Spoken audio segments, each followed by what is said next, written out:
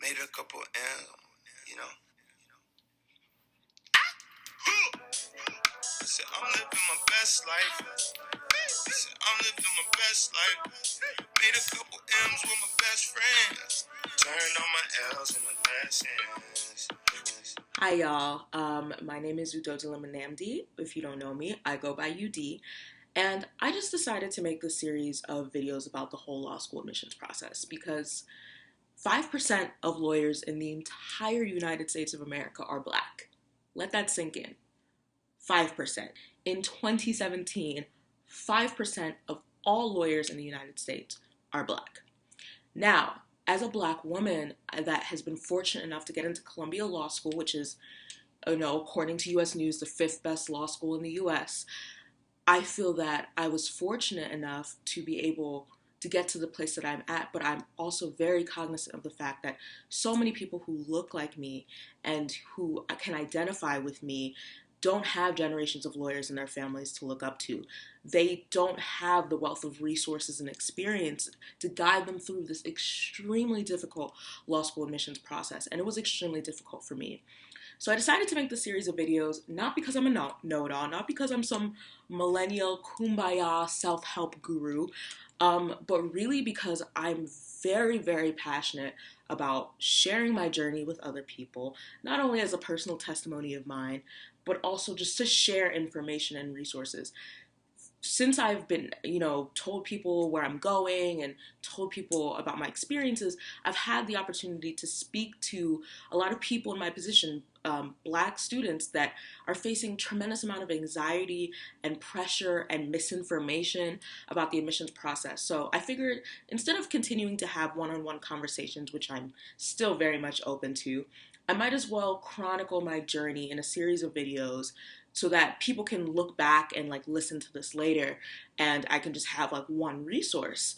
So that's kind of the origins behind this here. So I'm going to have a series of videos, and in this first video I want to talk about the huge elephant in the room, which is your scores, your LSAT, your GRE, and your GPA. Once I get that out of the way, the rest of the videos are just going to focus on pieces of the puzzle such as your personal statement, your diversity essay, selecting schools, networking, recommendation letters, the interview process, and selecting schools, what happens after, and what happens with your waitlist, and things that just so many aspects of this. So before I start out talking about the numbers, which is the number one question, people are freaking out about, I just want to say, breathe. As cliche as it sounds, you are deserving and you are competent, and the first person that needs to believe that before any admissions counselor or any admissions committee is you. You need to believe that you are deserving to belong to these elite institutions or wherever your heart desires to go to law school, whether it's an Ivy League, a top 15 or not. You need to first and foremost believe that. And how do you go about believing that? Well, I think first and foremost, you need a strong support system. Before you start this journey, you need to tell your friends and family not only to hold you accountable, but so that they can remind you of why you want to do this and your past obstacles and victories that you've overcome to get to where you are now, which is even just to be applying to law school in and of itself is a tremendous success in and of itself to be applying. You know how many people think about applying and don't even, and never begin and just wistfully think about that for years to come? So first and foremost, as cliche as it sounds, you need to believe in your own inherent worth. Secondly, I think that it's to reinforce this throughout this process. You need to have not just friends and family that affirm your worth and help you emotionally. For me at least, it was crucial to, I created a vision board. I had some of my favorite Bible verses, my favorite quotes, and I had, some of the logos of some of the law schools that I thought I was going to be applying to, or that I thought that I really wanted to go into, had them up in a place by my bed. Another thing that really helped me, because I'm a person of faith and full transparency, whatever, I'm just putting this out there as ideas for whatever appeals to you most. There's a song by a gospel artist, and it's called Won't He Do It? And it was featured on Greenleaf. So if you look it up, whichever one says Greenleaf version is the version that I listen to. every single day on the way back from my LSAT class at night, I listen to this song. Won't he do it? Won't he do it? And it's really just an encouraging and uplifting song. And it just resonated with me. And then lastly, I think one thing that was consistent throughout my journey that helped uplift me and help me stay focused was another podcast type, sermon type musical thing that a friend of mine sent me on iTunes. And really, even if you're not a person of faith, it's actually more like just a motivational speech. And it's just about overcoming obstacles and challenges. And it's by a pastor. I'll probably like put the link to all of this, like the song and this pastor and everything, so that you guys can just like click and refer to it. So now that I've gotten all that out of the way, let's talk numbers because your girl got some stuff to say. Okay, so a common misconception about numbers, specifically talking about GRE, LSAT score, and GPA, is that all these law schools care about is numbers. They put your numbers into a matrices and they have cutoffs, and they determine from there whether or not they're even going to read your application or whether or not you fall into their median score. It's very easy to just look up the median and mean LSAT scores and GPAs of all the schools that you're interested in, take your first practice LSAT test, and then get extremely devastated at your results and how you don't compare. And if you go on a lot of law school admissions blogs, it's just a regurgitation of the same narrative that all that matters is your numbers. So you place so much emphasis on your numbers. And I'm not here to lie to you. Like, obviously, your LSAT score matters a lot. Obviously, your GPA matters a lot. And now, increasingly, obviously, if you choose to take the GRE, that matters too. But what I am here to say is that all the so-called softs of your application that I'll get to in other videos, such as your essays, recommendation letters, and so much more, also matter extremely, like they matter so much, and I feel like they're constantly undervalued and underestimated. So a very good book for you to read, which I'll also drop a link to the description, is called How to Get into the Top Law Schools, and it's very basic title, very basic, but it actually clearly delineates what the admissions process is actually like behind the scenes, what factors are actually taken into consideration, and how they're taken into consideration by all of the top law schools.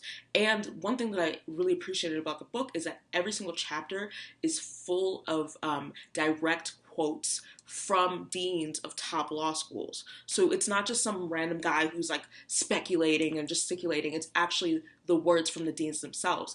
And reading this book actually helped calm my anxiety. And what I want to say again and again is just breathe, because part of this process is just a mental game of overcoming the anxiety.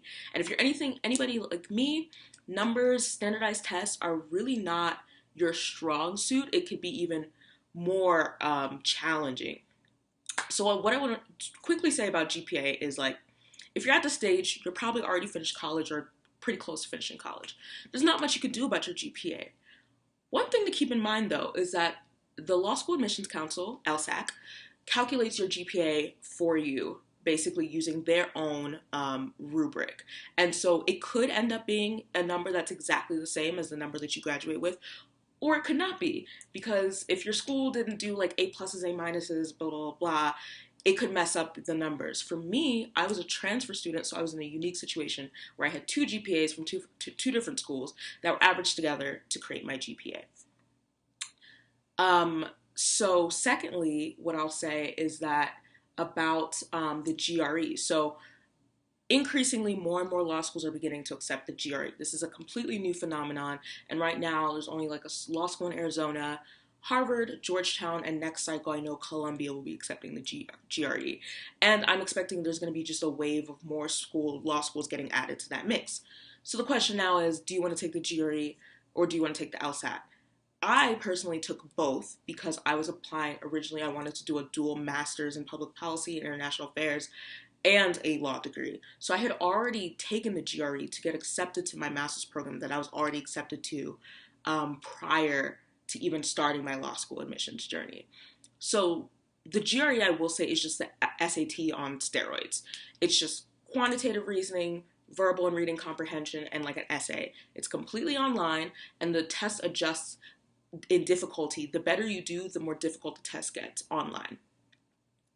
I had a pretty kind of rough GRE experience. I self-studied for like 2-3 months using a Kaplan book, and I am not the best at math or quantitative skills, so I got pretty average. I had to struggle to get to average and reteach myself math because I hadn't taken a math class in years. In college, I was a political science major, African studies minor, and I graduated from Howard, but my first degree was from I'm sorry, my first school that I went to was American University. So I had to reteach myself math, got a pretty mediocre score in the quantitative section, but I scored in like the 93rd and like 90 something percentile for my other two sections. So my GRE was but I did submit my GRE scores to Harvard and to Georgetown. And I ended up applying to 7 schools, but I'll go into that in another video. So with that, I would encourage people to take the GRE if you can take both. Do not study for the GRE and the LSAT at the same time. It's insanity. Don't do it. 2 completely different ways of thinking. Just don't do that to yourself. Like, do the GRE first I would suggest. Get that out of the way because it really only takes like 2 to 3 months of preparation. Check that box off and then study for the LSAT, because studying for the LSAT, you need to treat like a part-time job. Right off the bat, I'm even talking, before I even get into how I prepared for how I studied for the LSAT, I want to tell you guys, again, back to this whole numbers do not define you. I mean, I personally have felt very strongly about that my entire life, that numbers don't define me and that I can get places regardless of what they say the number barrier is to get. But just to reinforce this idea. So, average GPA, I don't know if you can see this, at Columbia is a 3.7. Average LSAT at Columbia, this is backwards, is a 171. 3.7 GPA, 171 LSAT. For those of you guys who might just be starting, the LSAT is out of 180. My GPA, when averaged with my 2 schools that I went to, was a 3.4, and my LSAT was a 162. And I didn't get into Columbia off of the wait list either. I wasn't waitlisted. I was immediately accepted pretty early in the admission cycle, or in the middle of the admission cycle. So I say that just to be fully transparent and to encourage you. Like, I did not have anywhere near the GPA or LSAT to get into Columbia.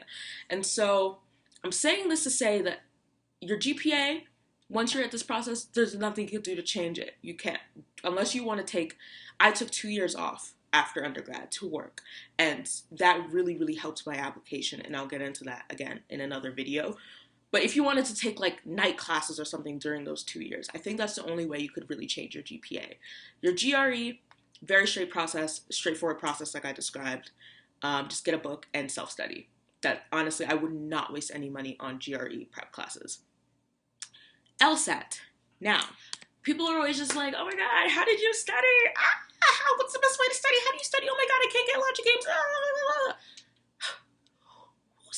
Okay, breathe. I will say that it's, again, you need to treat studying for the LSAT like a part-time job. So my LSAT journey was, I registered for a power score class. And now this is something that is I admit that I was very privileged to be able to have parents that could support me in paying for these expensive classes.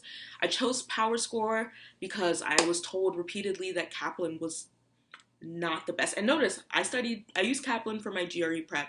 I used Kaplan for my SAT prep. But I was told repeatedly that Kaplan was not the best for LSAT prep. Reason being that they don't use a lot of actual direct excerpts from past LSATs, which is kind of crucial to learn about the test and the patterns. So I researched different LSAT prep classes, saw that I wanted an in-person class because based on the way that I like to learn, I felt like I needed the structure of a class to start off studying, because I had told myself I was going to self-study for months and nothing was happening, even though I had Kaplan books already that I had purchased. So Power Score seemed to be the most highly recommended and cheapest within the highly recommended ones. And so I was fortunate enough for like Christmas one year, I just told my parents, like, listen, please just help me out. Help us stop. So basically they helped me afford this class that was like $1,300. So I started in April with the intention of taking the June LSAT.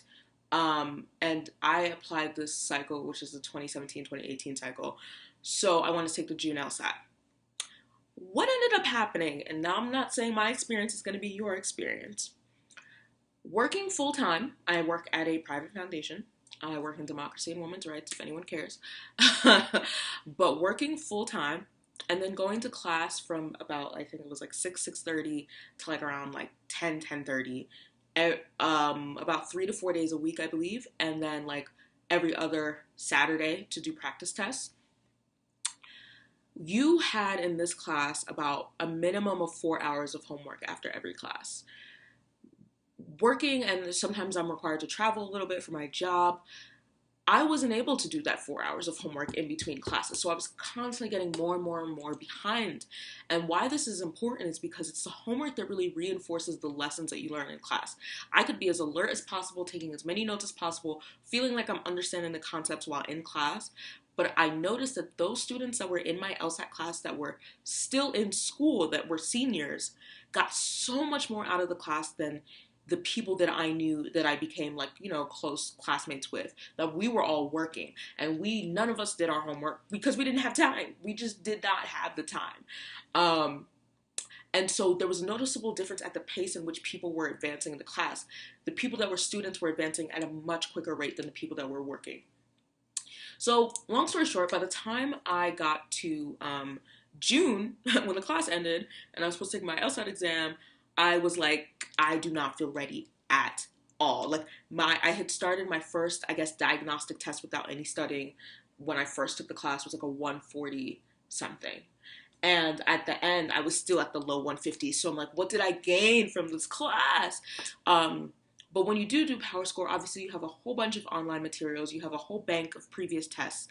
But one plug I will give Power Score is they have a free LSAT section on their website, and I strongly suggest that anybody checks it out, because even if you don't pay for their classes, they have a blog in which you can sort out by LSAT exam and by section, and you can read other people who posted wrong answers and what Power Score LSAT instructors told them as advice about like why the wrong answers are wrong and why the right answers are right. And they also have like example study schedules. So if you choose to just buy the books for Power Score, the Logic Games Bible is very popular, the Logical Reasoning Bible, etc., you could use their study schedules and it aligns with their books. So there's a free LSAT section on the website I highly recommend. But I decided to change my LSAT date. And this is important because at this point in my journey, I really felt like a failure. I'm not even going to sugarcoat it. It's about, I don't remember, like $200 to even register, and then like $100-something to change your date. So at this point, I'm just like, oh, I'm wasting money. Like I'm actually tangibly wasting money. I've paid, my parents have helped me pay $1,300 for this class. I am now paying to change my LSAT date, and I don't see any significant improvement, and I have not been able to do the homework. So I am an actual failure. So changing the LSAT date was rough for me.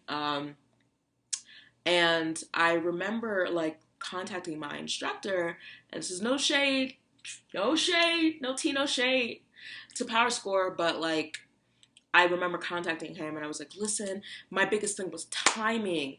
And Logic Games was just trash for me. Logic Games was my most difficult section, but also across the sections, even the sections I was good at, like reading comprehension, I was doing terribly with time, and it didn't make sense because I was doing so many practice tests while in the class.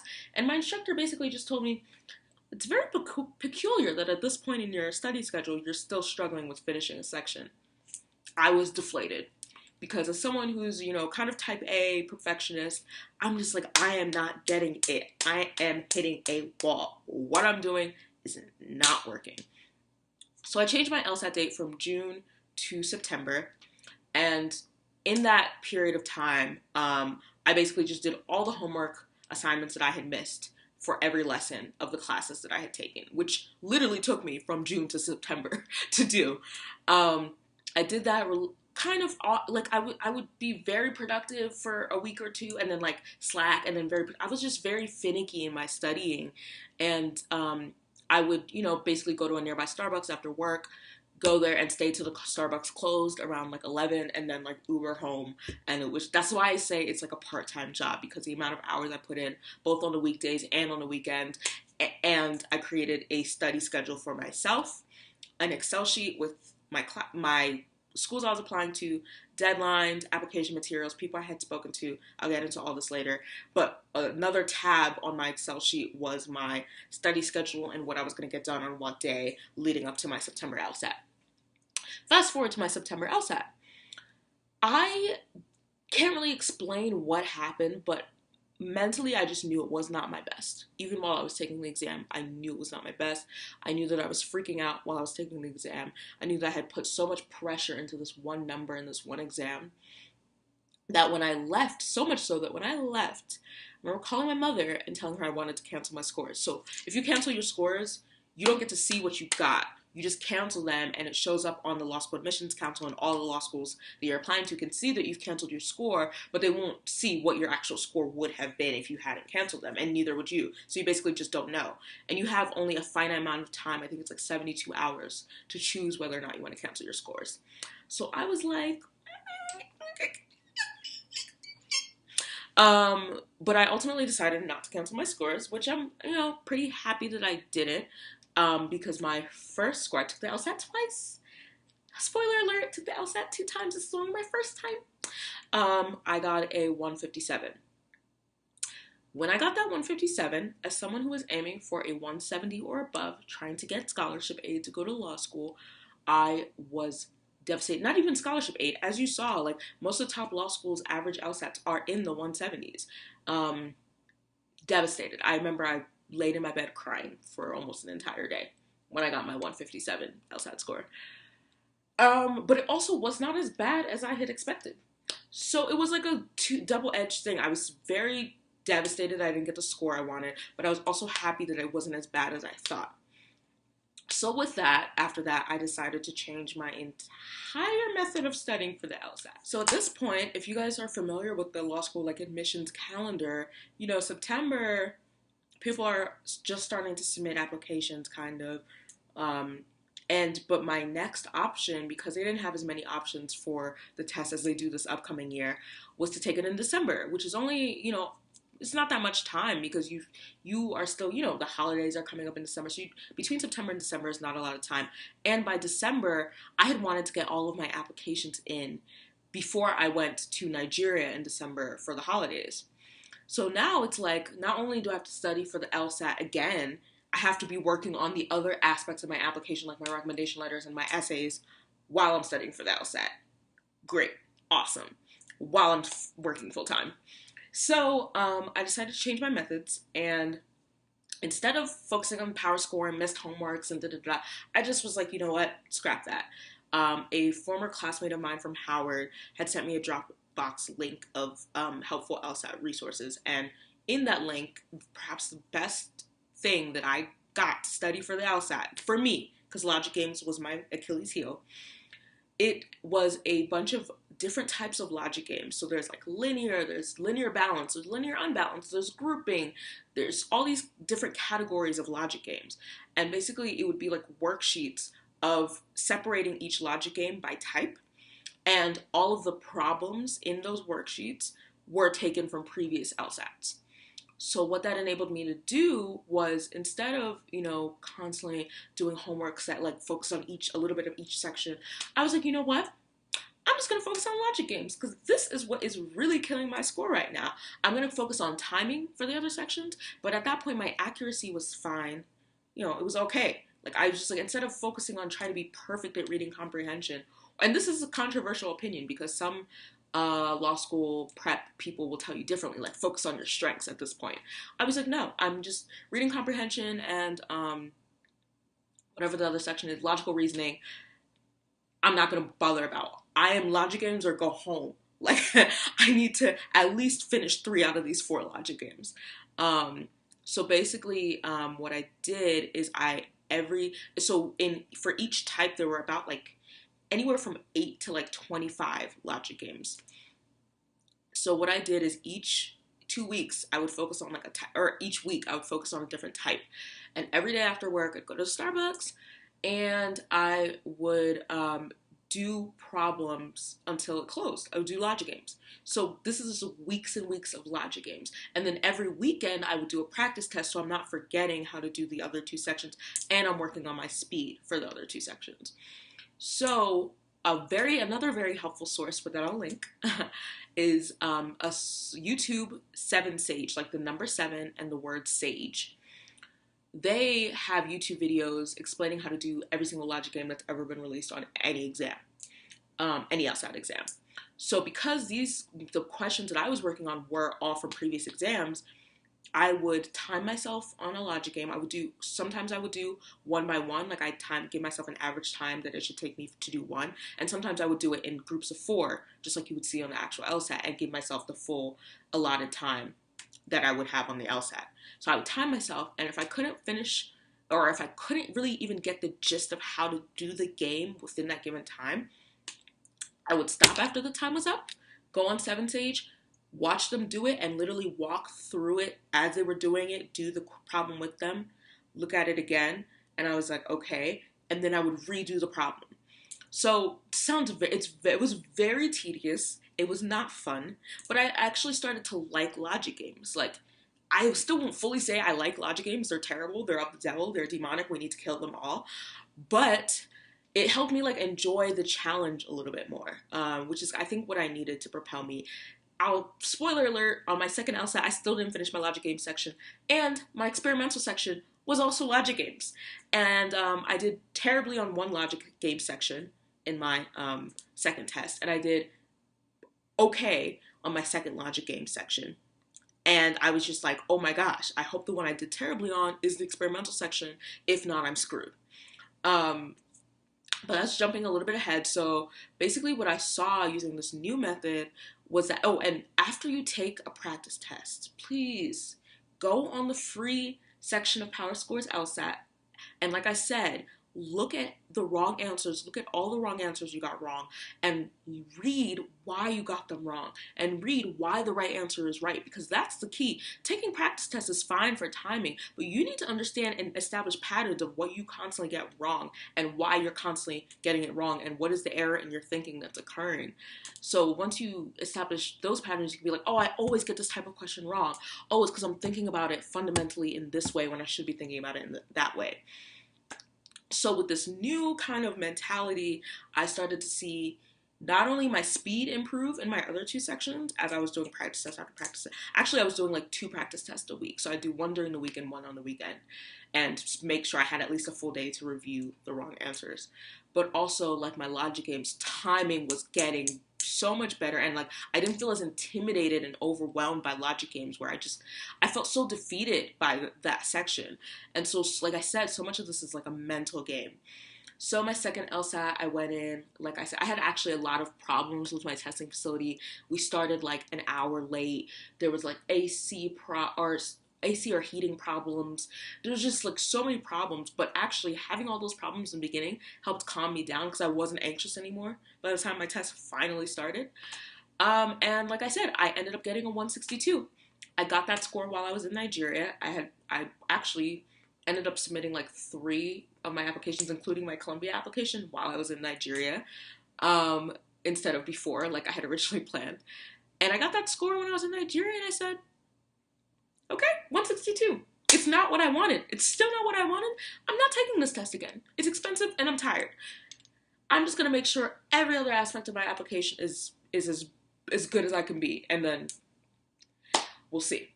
So I know that's very long-winded. I'm sorry to rant at y'all and talk at y'all, but that is my experience with the whole numerical aspect of the LSAT journey. So in other videos, in my next video, I'll talk more about like how to select law schools for you, and also how to network with students and professors that are already at those law schools, because I think that was a very key part of my interview process, which I didn't make that link beforehand. So I hope you guys enjoyed this video. I don't know if this was helpful, but yeah, I guess I will talk to y'all later. Bye.